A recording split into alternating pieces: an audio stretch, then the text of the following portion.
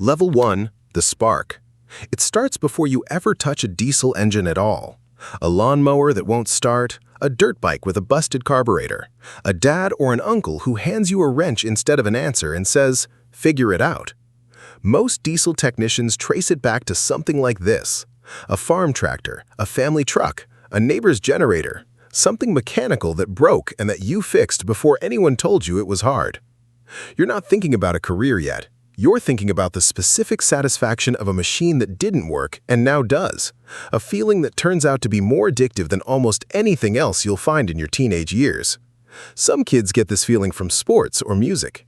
You get it from grease under your fingernails and an engine that turns over. Level 2, the classroom that isn't really a classroom. You're 17 or 18 and you've got a decision to make that most of your friends aren't making. High school diploma in hand, do you go to a 4-year college, or do you go somewhere that teaches you a trade?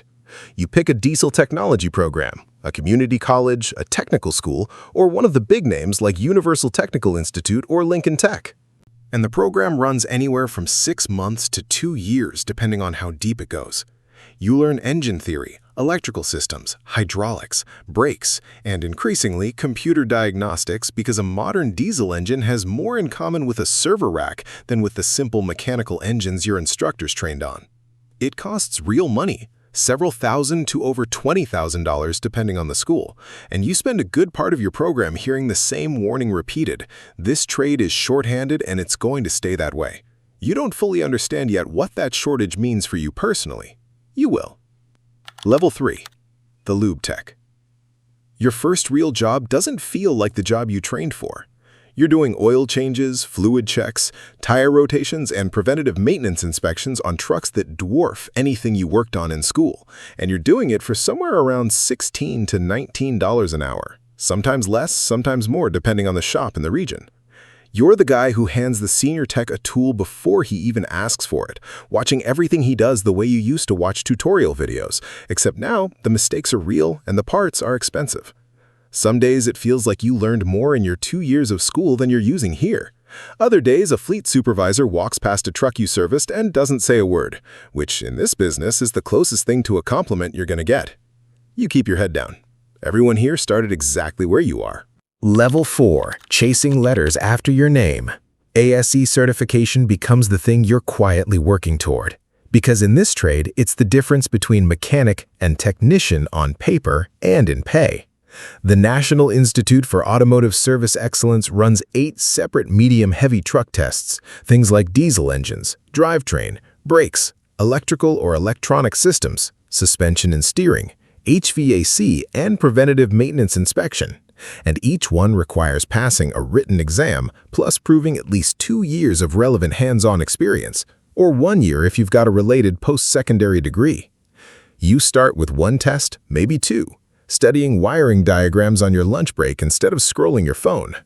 Passing the first one doesn't change your paycheck overnight, but it changes how the shop foreman looks at you, and it changes how you look at yourself. Level 5, the Journeyman. A few years in, you've stopped being someone who watches and become someone who's watched. You diagnose problems independently now. A truck comes in derated and throwing a string of fault codes, and you're the one plugging in the scan tool, reading the data stream and deciding whether it's a bad sensor, a clogged DPF, or something buried deeper in the after-treatment system. Modern diesel engines are built around emission systems, DEF, EGR, diesel particulate filters, that didn't exist in the trucks your instructors first trained on, and half your job now is software as much as steel. Pay climbs into the low to mid-$20 an hour in most markets, sometimes touching $30 if you're in a busy fleet shop or a high cost of living area. You've earned the kind of trust where a foreman hands you a truck and walks away instead of hovering. Level 6. Picking a lane. Somewhere around here, the trade forks and you pick a direction, sometimes without fully realizing you're picking one. Some techs go deep into engine and driveline rebuilds. Some become the electrical and diagnostic specialist every other tech in the shop quietly defers to when nobody else can find the fault. Some drift out of over-the-road trucking entirely and into agriculture, marine, construction equipment, or stationary power generation, each one running the same diesel fundamentals through a different set of problems. A combine at harvest doesn't wait for a part to ship. A marine engine fails somewhere you can't just tow it back from. A hospital's backup generator has to start on the first try. Every time, no exceptions. Whichever lane you pick, you start to notice you're no longer just fixing what's broken.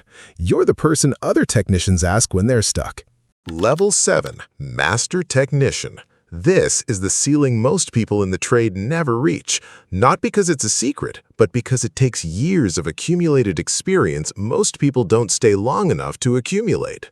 Passing all the core ASE medium-heavy truck tests earns you the Master Medium-Heavy Truck Technician title, and at dealerships and large fleet operations, that title comes with real money attached.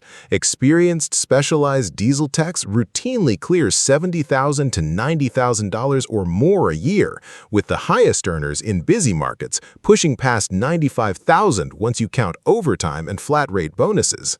You've become the technician a shop builds its reputation around, the one customers specifically ask for by name, the one management is quietly afraid of losing to a competitor down the road. The technician shortage that industry reports keep flagging, well over half of diesel shops report being understaffed, with nationwide vacancy rates north of 19%, means someone at your level has more leverage than you probably think you do. Level 8, off the bench and out on the road. Some master techs stay in the bay their whole career and never regret it. Others move toward field service, a mobile diesel mechanic who drives a fully stocked service truck out to a stalled semi on the shoulder of an interstate at 2 a.m., or a broken-down excavator on a job site 40 minutes from the nearest shop.